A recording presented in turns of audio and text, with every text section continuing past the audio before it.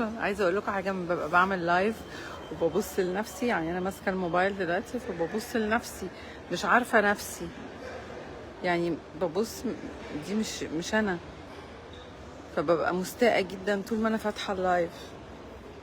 اصلا لسه مقابلاني واحده وبنتها، فبتقول لها روحي حبيبتي تصوري مع طنط ريهام. قالت لها طنط ريهام مين؟ قالت لها ريهام سعيد. قالت لها دي مش ريهام سعيد.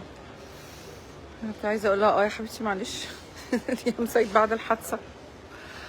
حسبي الله ونعم الوكيل. المهم طبعا انا طالعه اللايف ده عشان حاجتين مهمين جدا. الحاجه الاولانيه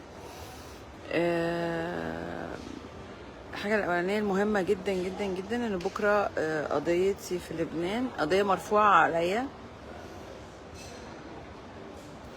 يا سخريه الاقدار، انا اللي مرفوع عليا قضيه بكره في لبنان، ومش لازم اروح خالص ومش لازم احضر خالص. بس انا رايحه وهحضر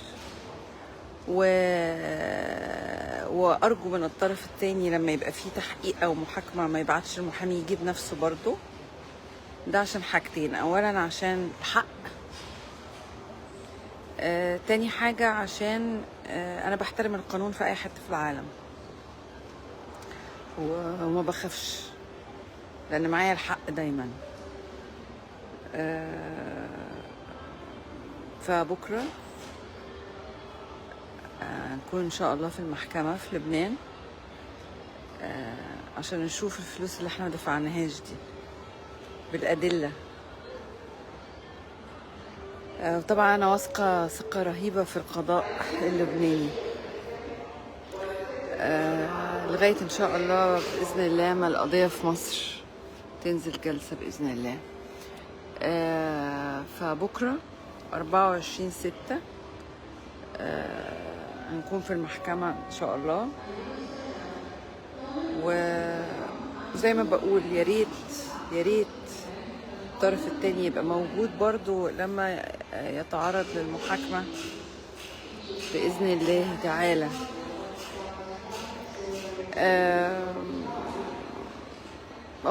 ندى بتقولي لا حول ولا قوة إلا بالله، إيه اللي حصل فيكي؟ دي أنجح عملية تجميل يا ندى والله مش أنا ما قلتلكيش إن أنا عملت أنجح عملية تجميل؟ حسبي الله ونعم الوكيل، حسبي الله ونعم الوكيل.